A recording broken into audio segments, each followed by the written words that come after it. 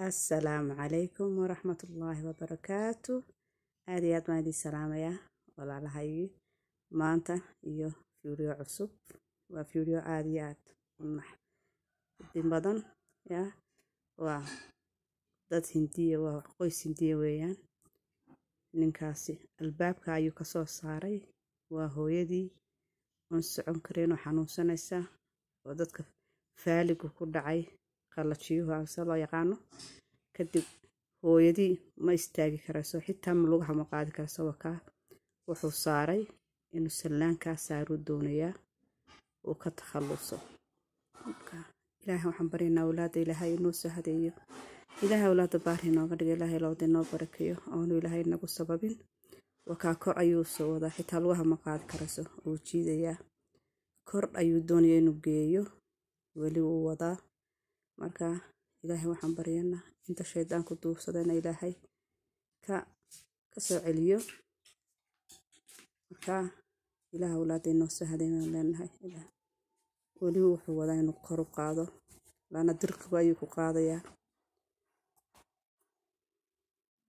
dhibaata ayuu la kala kulmayaa bal maxaa ka deeday laana waxaasoo dhan wax ka dambaysa ma laga yaabaa inay gabadhiisu markuu albaabka ka soo saarayay iyada ayaa albaabka soo xiratay nin walba naagaya maskaxda ka bedesha ilaahu hablahana soo adeeganay dumarka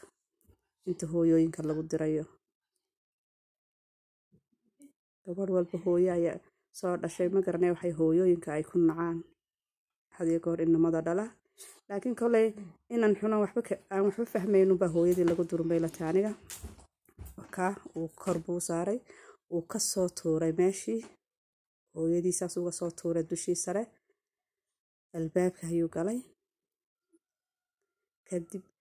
ninkaas waa nin jaarka ah uu soo cararay wuxuu moodayay islaantiyadu inay sirday le hooyadaaba halkan ka dhacdo isdishay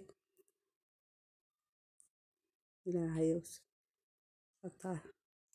islaanta saas uga soo takhalusay islaanta islaan socon karaysa ma ahayn wadka arkaya markuu ka soo saaray albaabka المهم ninkii wuxuu waka inkaar qabihi waka